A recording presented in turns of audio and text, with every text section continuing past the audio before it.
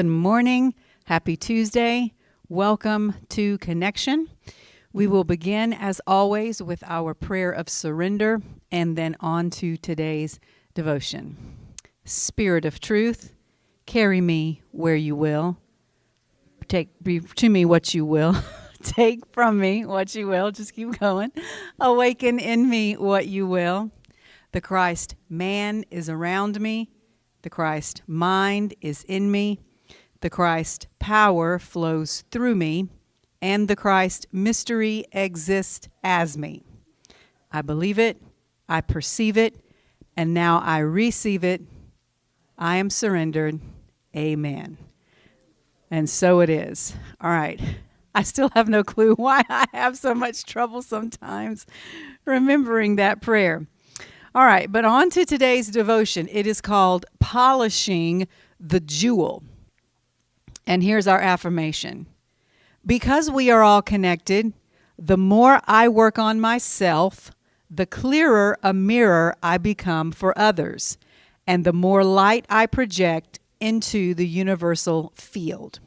All right, so the text says there is a concept in many spiritual traditions called polishing the jewel, which comes from the story of a net hanging over the entire world, similar to a spider web. At each place where the net connects, there is a beautiful, multifaceted jewel. This metaphor is used to describe our interconnectedness with each other and with the universe. Every jewel represents a separate consciousness, yet are all connected by a universal thread and serve as reflections of one another like millions of tiny mirrors.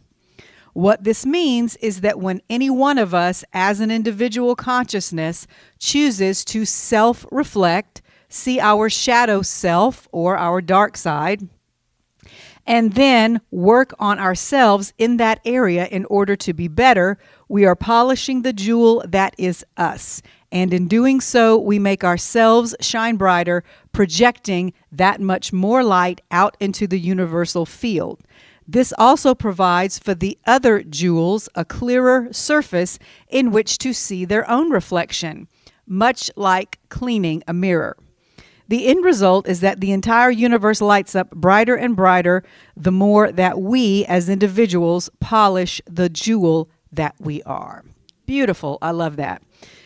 So here's our ending prayer. Creator of beauty, help me to see myself as a precious jewel connected to other jewels for whom I am a reflection.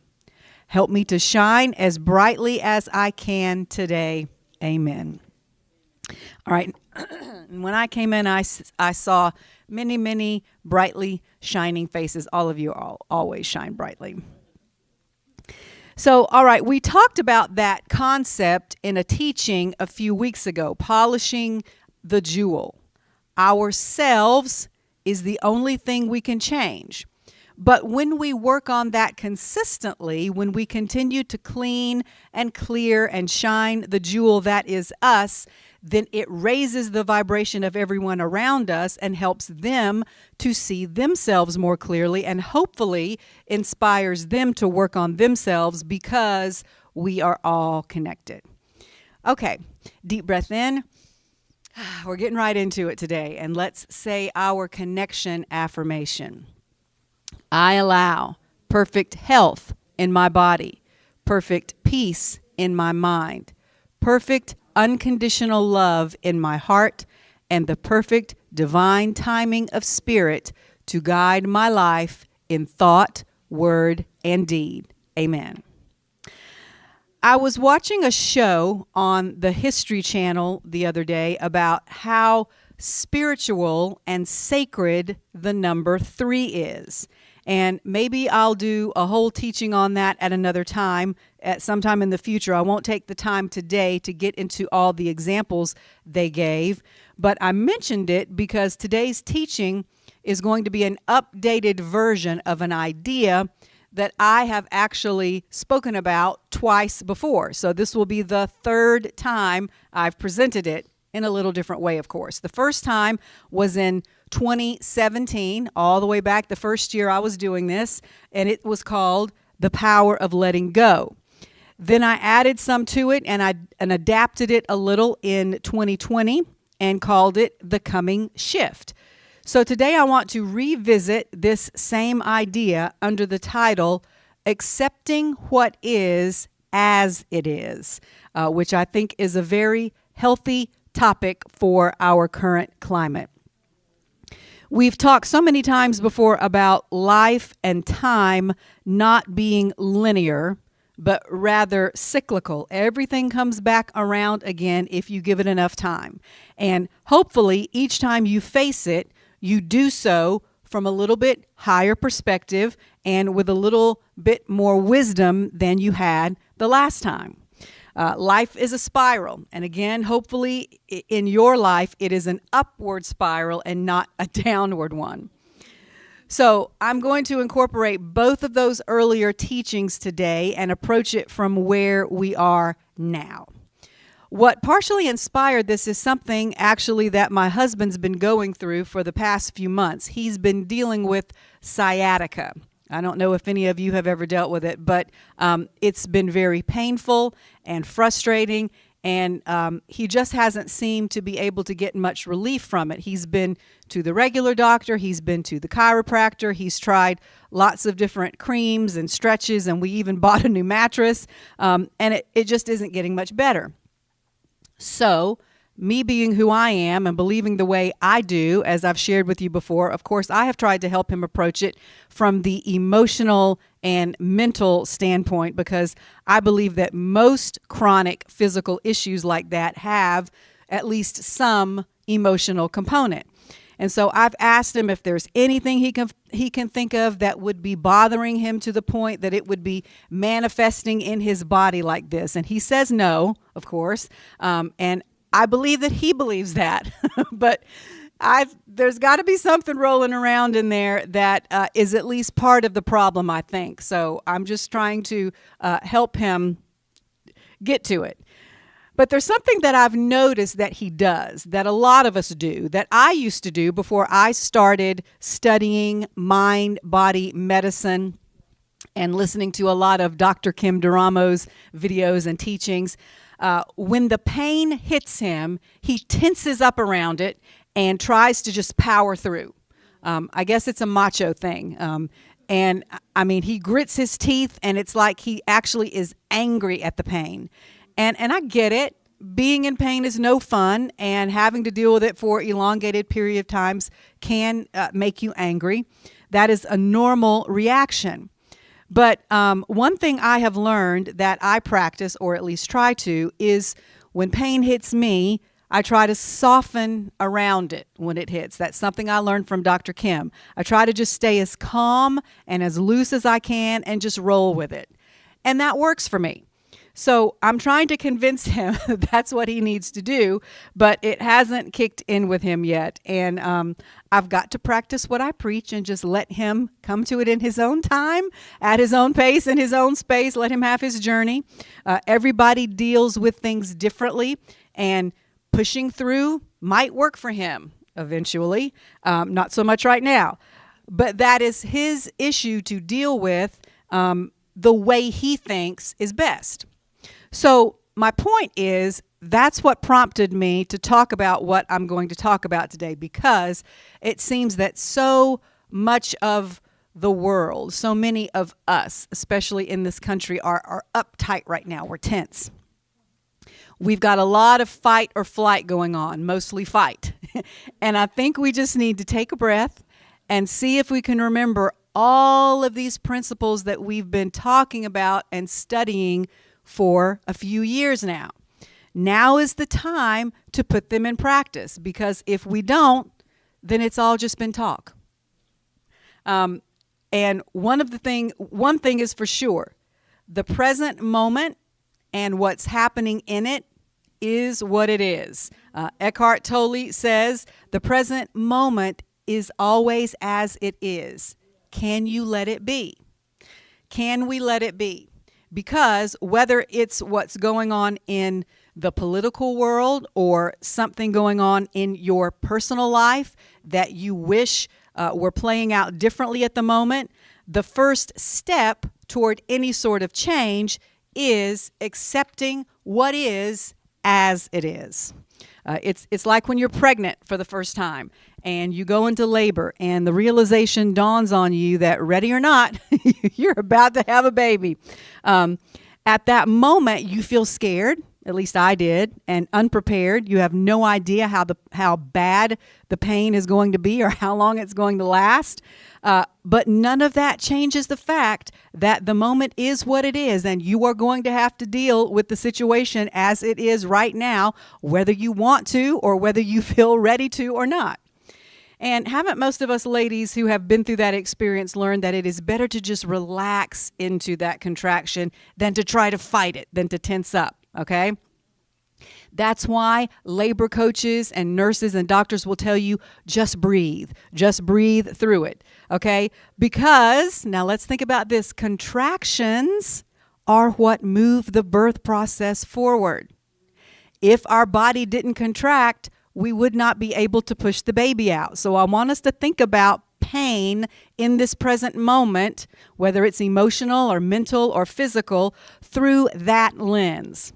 Whatever pain you may be feeling today from whatever source, we're going to see if we can soften around it and accept the present moment as it is so that we can find a little peace, okay?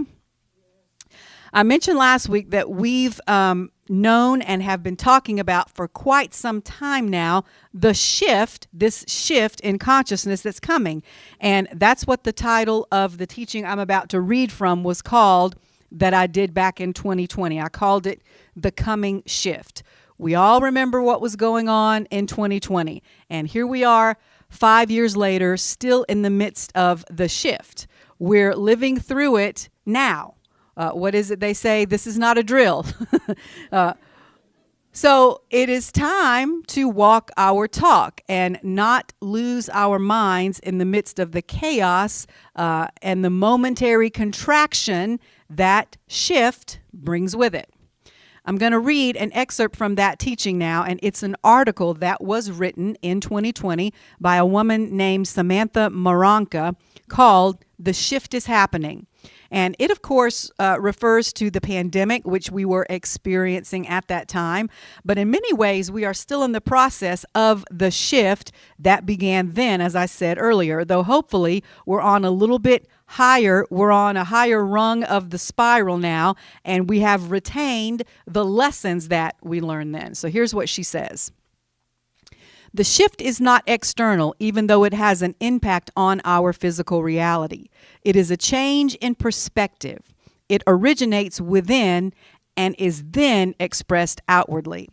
The great shift is a shift in consciousness. Nothing in the material world is relevant or holds real power of transformation. Transformation begins when people change their fixed mindsets or at least start questioning their belief system. Now more than ever, social systems are showing their limitations and the need for a collective transition into the new earth. It is important now to focus on what is emerging and not on what is collapsing. Those who decide to hold on to the past are the ones who are attached only to what is familiar. They don't feel enthusiasm yet for what is new. Humankind is waking up despite the destruction it has created. What many people perceive as a crisis is actually an opportunity to let go of old structures. Global shifts occur when there is a great need for innovation. Those who suffer are the ones who contemplate what's going on with a superficial glance and reach conclusions based on a fear-based mentality. The truth is that love guides individual and collective transformation. No change is random. The universe is benevolent. Now remember that, because that's going to be important later. And it takes all of its parts into consideration. So first, that's a guiding foundational principle that you must believe in order to get anything out of the teaching I'm going to give today. You must believe that the universe, God, source, the creation of all of this is benevolent, is good. So remember what I said last week, there is never a time when things are all bad. We've got to continue to look for the silver lining and understand that the pain of contraction just means things are moving forward. If you are perceiving loss, complications, risks, or lack, it is because you are trying to understand this change intellectually. Transformation cannot be captured by the linear mind. If you identify with your thoughts and old belief systems, you won't be able to see the bigger picture. And this was, of course, written then. She says 2020 multidimensional realities are mirroring the quantum leap in consciousness many of us have already taken and the high energy vibrations we have embodied. So do you see what she's saying here? What's happening in our outer world now, still going on since 2020 and a little bit before, is just mirroring what many of us have already done inwardly, that shift we have already made. Consequently, ego-based realities have been revealed and intentionally dissolved. There is a massive purge of low vibrational energy going on right now, and everything that is not aligned with the global evolutionary plan, how we're supposed to move forward, everything that does not support our collective evolution is being dismantled. Now, it may not look like it, but I will remind you that evolution, just like birth, is sometimes messy. All right, so this moment of seeming crisis reflects the level of disconnection and the spiritual void most people are experiencing. Not surprisingly, antidepressants are now one of the best-selling drugs. When human beings are forced to spend time by themselves, which she's talking about, what was happening in 2020, the discomfort which they've tried to ignore for so long comes to the surface. Intimacy exhibits inner conflicts and unresolved issues because there are no longer any distractions to numb disempowering emotions. So, those who refused to do the inner work on their own were at that time in 2020 being forced to at least look at themselves. There was still no guarantee everybody was going to change, but in 2020 we got that little break that if we wanted to do some inner work and focus on ourselves and what was coming up to the surface, we could have. We are all now facing the realities we have created according to our preferences and the attachment to our respective belief systems. So, wow. We're getting the chance to stop and look at what we've created. Again, this was back in 2020 when we were all locked down. And the crisis now is different, but the same principles apply. The outer world is just a reflection of the inner work many of us have been doing. It has brought about what is happening now. So what we invest our main resources in, time, energy, or money, we end up experiencing. Everything is speeding up.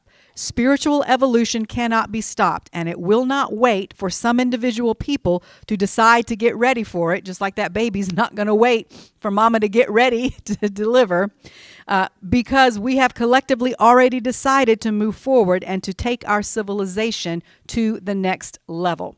So she's saying that what has happened is enough of us have wanted to move forward that the scales have finally been tipped. And so sometimes we got to remember those. Sometimes progress is one step forward, two steps back.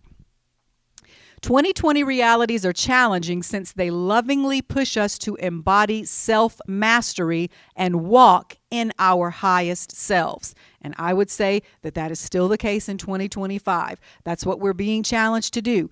Master ourselves and walk in our highest selves. Old social structures are becoming obsolete and will soon be replaced by more evolved ones. The sooner you embrace them, the more you will enjoy the new earth. Defending old patterns and refusing to accept the imminent changes that are about to occur, wishing to stop the evolution of others in order to avoid your own evolution, are all fear-based mechanisms which lead to suffering. The shift is already happening. You can either embrace it or feel excluded, deeply challenged, or even threatened. Your approach to the collective transformation will define the reality of your individual experience. Your vibration will determine your reality. You can't fool consciousness. So do you remember that old commercial, You Can't Fool Mother Nature? Remember that, what was it, butter or something? So that was a very powerful piece, and I thought it was interesting how she ended it. You can say whatever you want out of your mouth, but you cannot fool consciousness. Your reality shows what your reality is. It shows exactly what your vibration is, because it shows up as your experience. I think my favorite line was when she said, "It's important now to focus on what's emerging and not on what is collapsing." So let's concentrate today on letting go of all those old, outdated social structures and belief systems that she was talking about, so that we can invest all of our time, money, and energy into what's coming, which is the new earth. So I didn't read the last paragraph of the devotion from this past Sunday when I was up at the pulpit, but I want to read it now because I think it fits in here perfectly.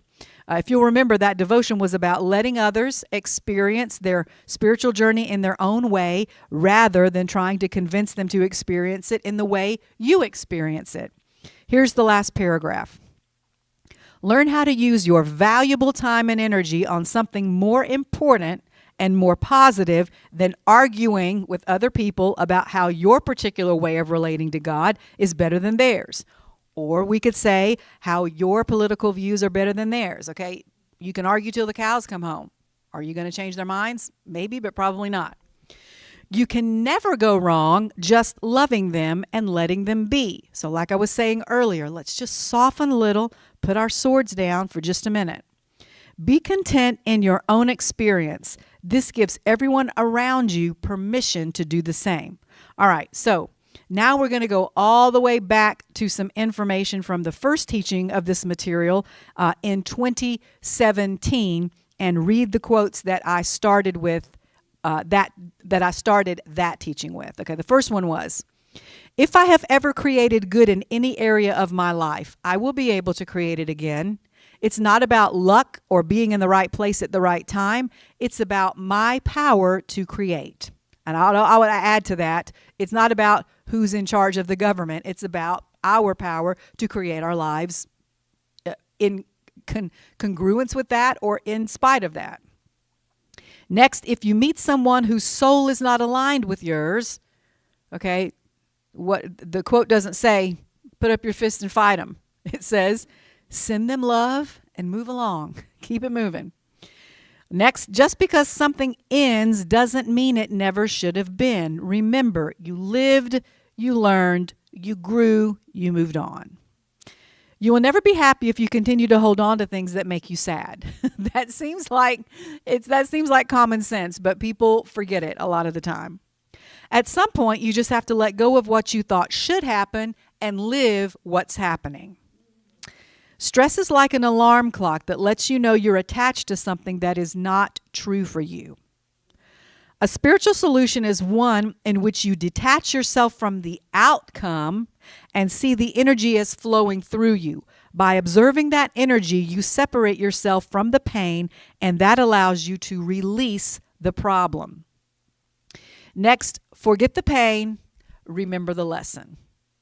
And the next, this one is the one my dad loves. Don't cry because it's over. Smile because it happened.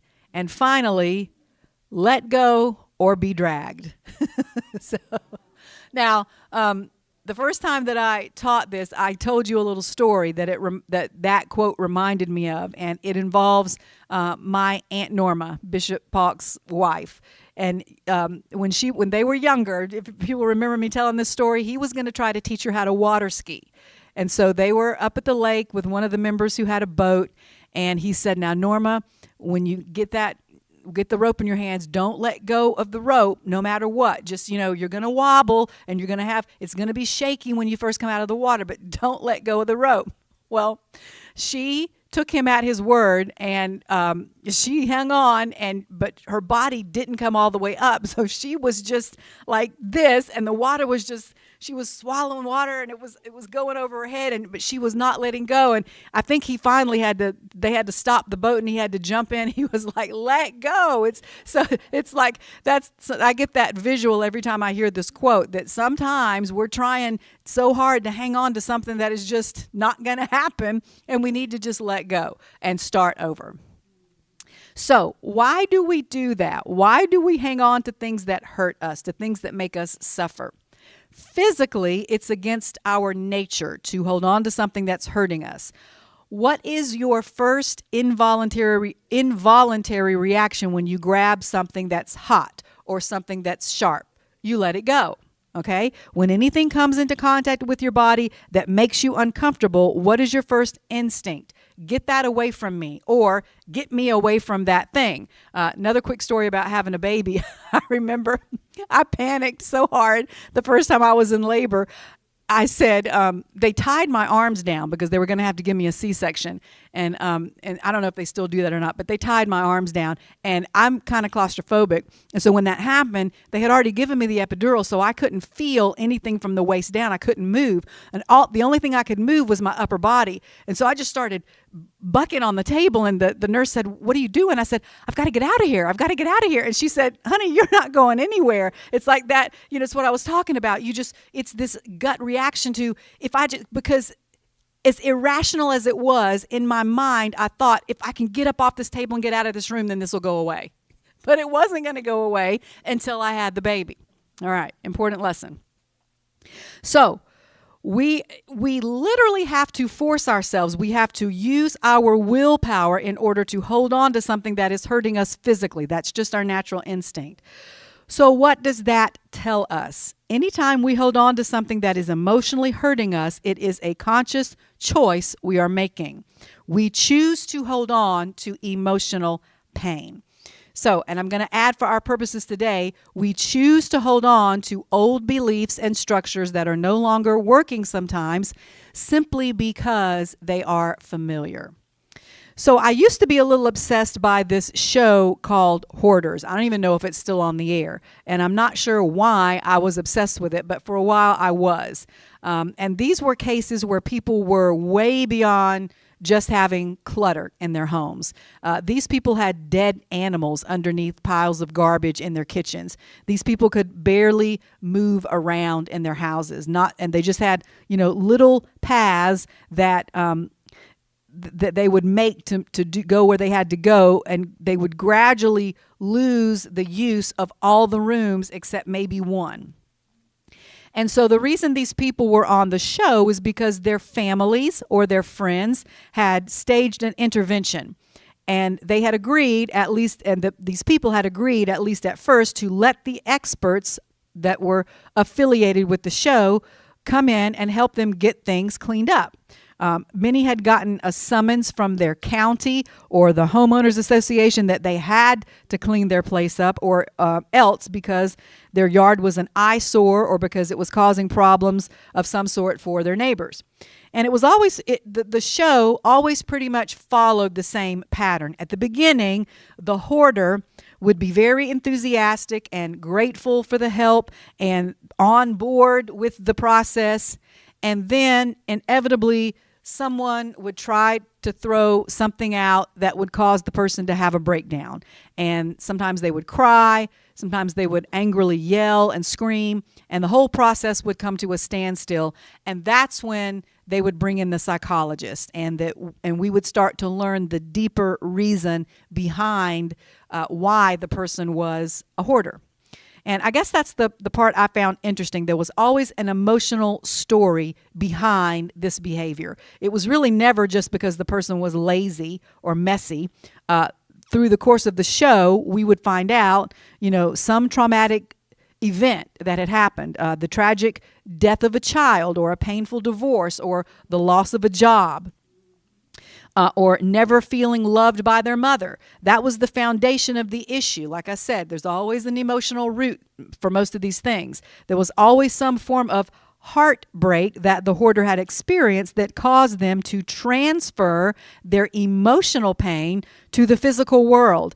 And literally not being able to let go of their emotional pain had become the physical manifestation of their not being able to let go of their material possessions. They had just transferred that. So there are a lot of other metaphors as well.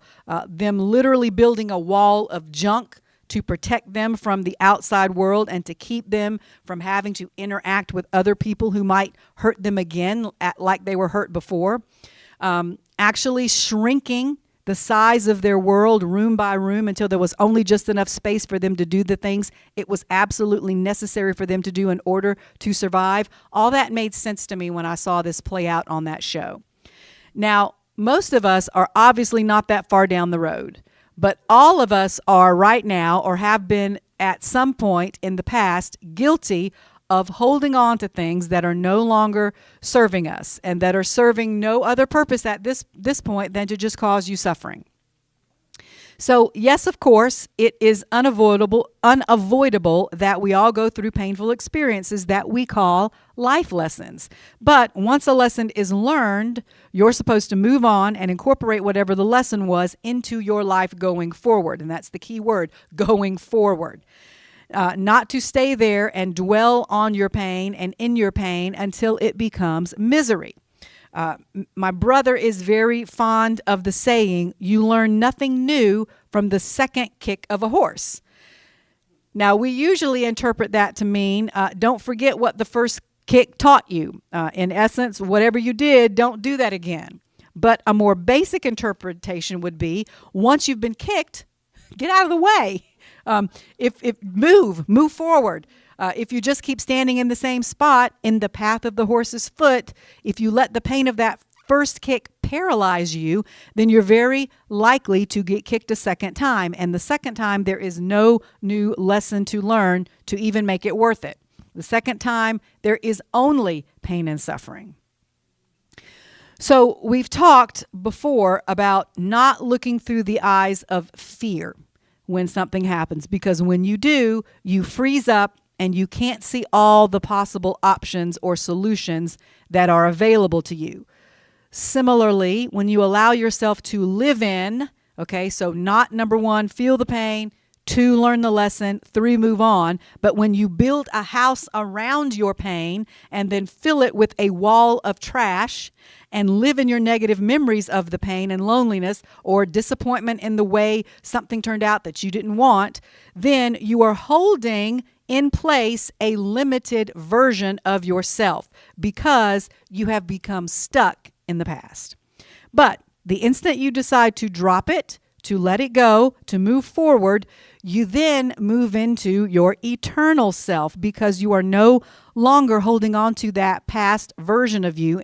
There's no mechanism there to still hold that in place. You are no longer identifying with the things that happened to you or that happened out in the collective in the past, okay? Because you are now identifying, you're going up here to your higher self, which was what we said a few minutes ago. That's our goal, walking in our higher selves, and you're seeing it from a different perspective. So, in life, pain, what we just talked about as a life lesson, is inevitable and inescapable sometimes. But suffering is a choice. Buddhism speaks a lot about ending suffering. There's a lot of talk in the religion of Buddhism about suffering, and its answer is through the principle of non-attachment, which makes sense logically. If you never allow yourself to care enough about something to feel attached to it, then when you no longer, or if you no longer have that thing or that relationship with the person, then you won't suffer because it didn't mean that much to you to begin with. Now, that's a very simplistic way to look at it, but on the surface, that's one way this principle of non-attachment could be interpreted. Now, when I first read about this, it did not resonate with me at all. I thought it was impossible to live like that, and not only that, I really didn't want to live not being attached to things or people that I loved. That did not appeal to me in the least. But that's because I was still looking at it through my ego, through my small self, okay, through my own past pain, and because I hadn't yet been introduced to the concept that there is a difference between attachment and connection. I was looking at it all wrongly. So there is a Buddhist story or proverb that illustrates this principle, and it's called, "Is That So?"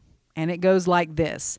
There was a Zen master. Now, we all know what Zen means, right? Zen means you're just at peace with things, and that's where we're all trying to get, at least for today, just for a few minutes. So this is there was a Zen master who enjoyed a good reputation in his community. One day, the neighbors came to his door enraged and furious, accusing him of having fathered the child their teenage daughter was about to bear. The Zen master said, "Is that so?" The rumors ran wild, and the master lost his reputation. A few months later, the child was born and was brought to the Zen master, who accepted responsibility and cared for the baby.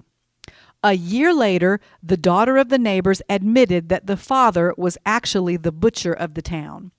The parents, mortified, went back to the Zen master's house and confessed, apologized, and asked for the child back.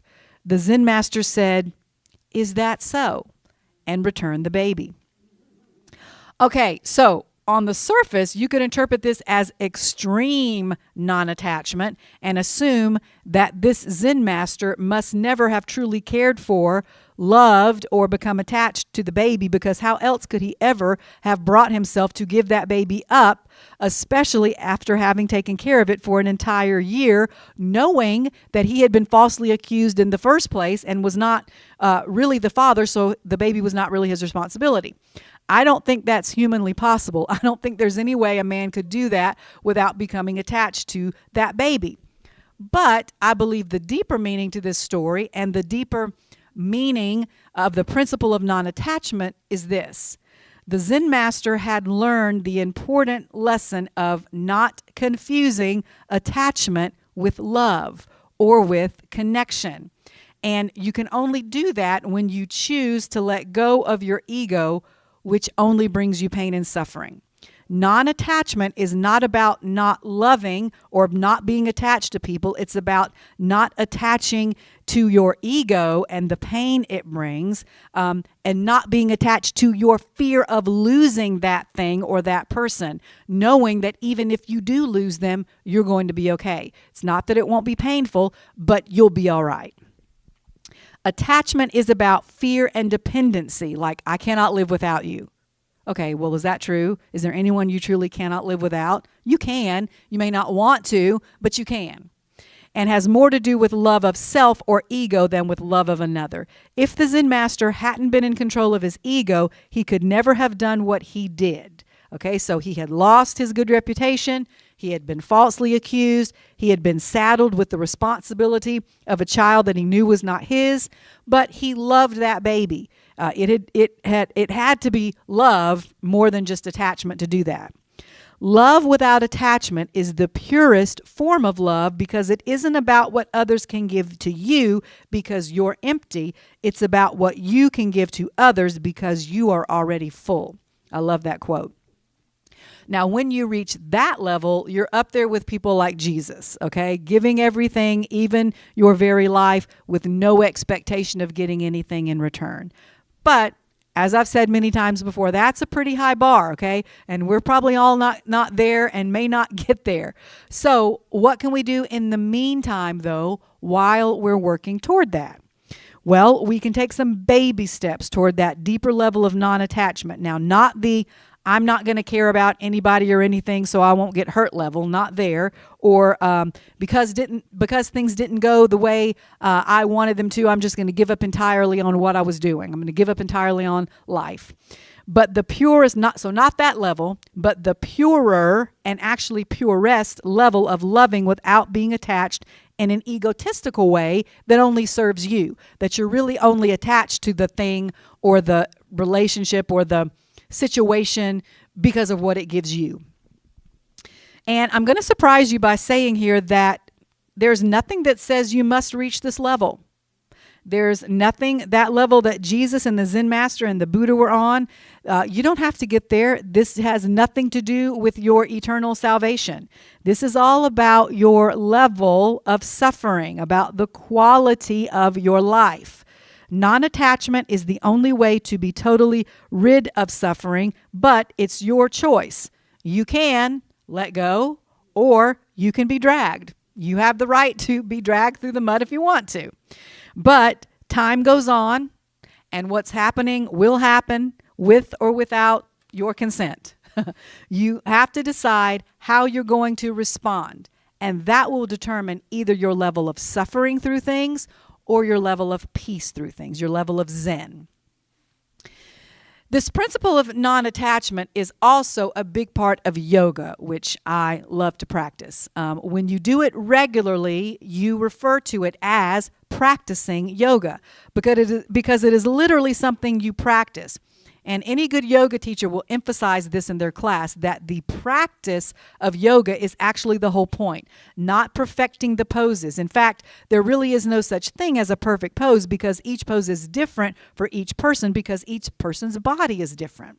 And in a good yoga class, the teacher will encourage each student to put in their absolute best effort, but without becoming attached to a certain outcome, and not to consider it a failure if you can't make your body move into the exact shape of the pose of someone else can, or go as deeply into the pose as the teacher can.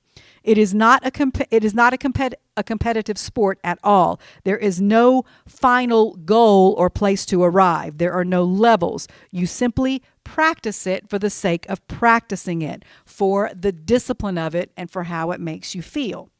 Many people don't realize that there's a whole philosophy behind the physical yoga poses. We've kind of westernized it here in America, but where it originated in India, there was just as much emphasis on the philosophy of yoga as the physical exercise of it. And one of the yamas or lessons that you learn in yoga, of which there are 8, is aparagraha. Okay, so my brother gave you a big Emory University word on Sunday. What was it? Apophatic, I think. So this is my big word for the day, aparagraha, which translates as non-greed, non-possessiveness, or non-attachment. So this important yama teaches us to take only what we need, keep only what serves us in the moment, and let go when the time is right. Okay, I'm going to repeat that because that was important. That important yama teaches us to take only what we need, keep only what serves us in the moment, and let go when the time is right. We never think of holding on to our pain as being greedy.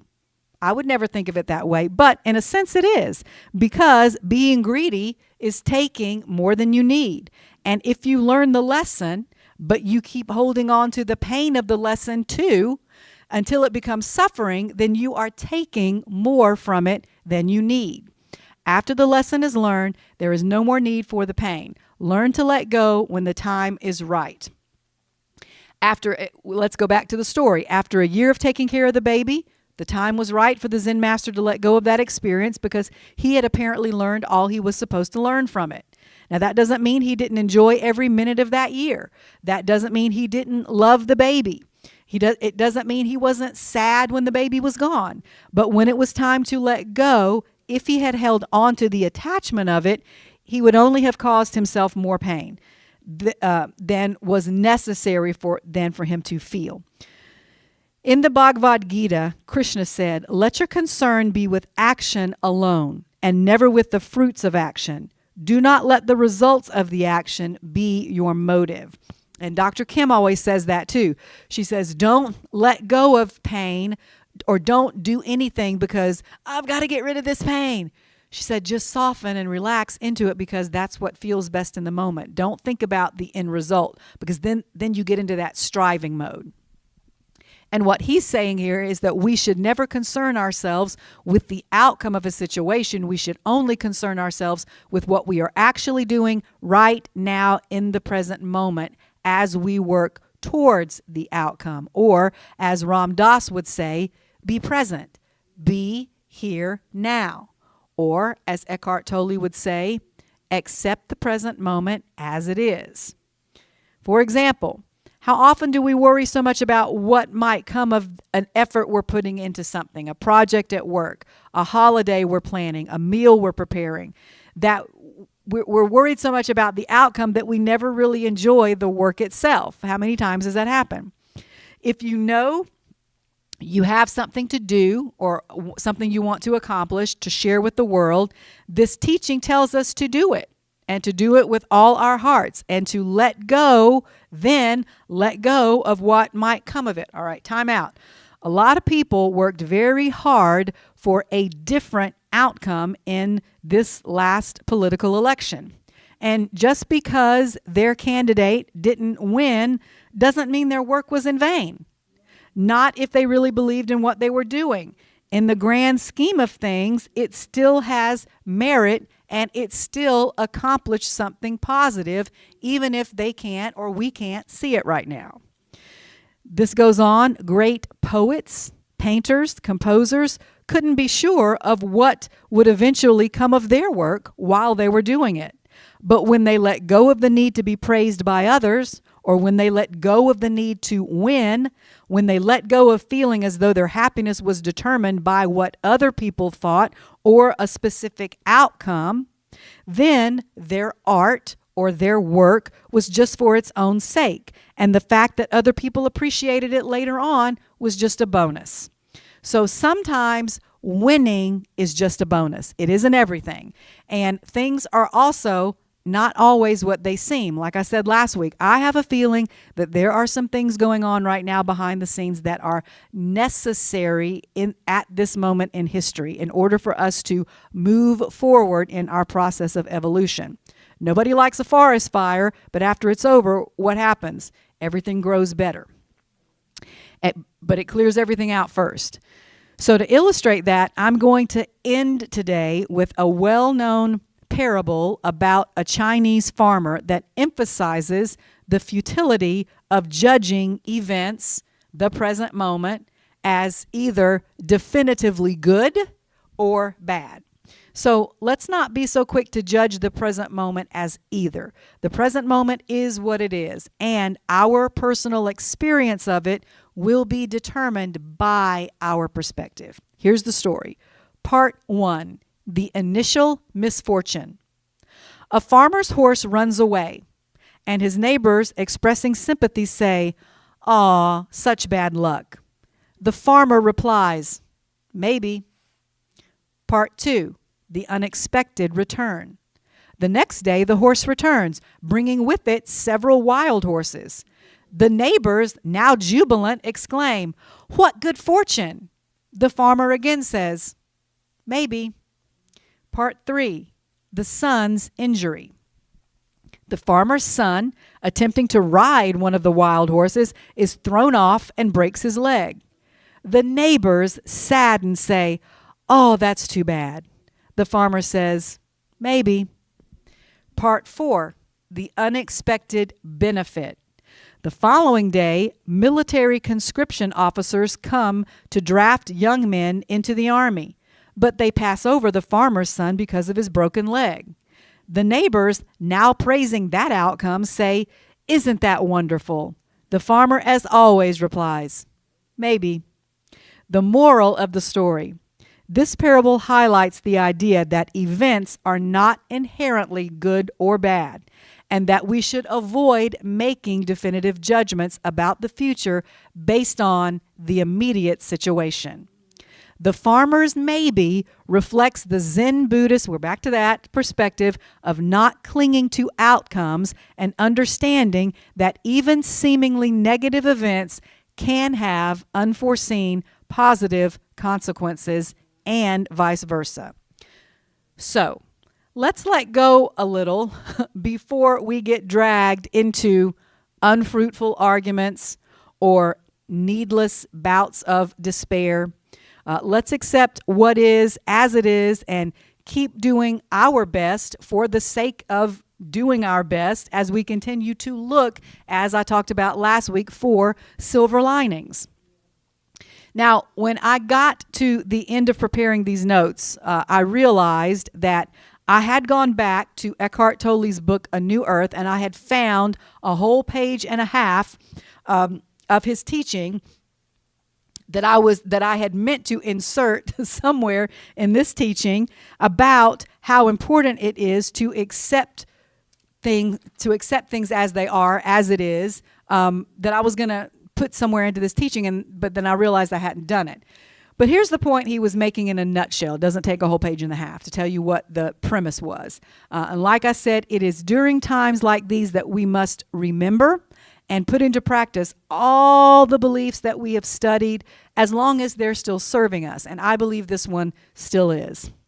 If we believe, as I said earlier, that the universe is benevolent, that God is love, and that He, she, it, Spirit designed this world that we're living in and is ultimately in charge of everything, then how can what's happening in the present moment ever be wrong?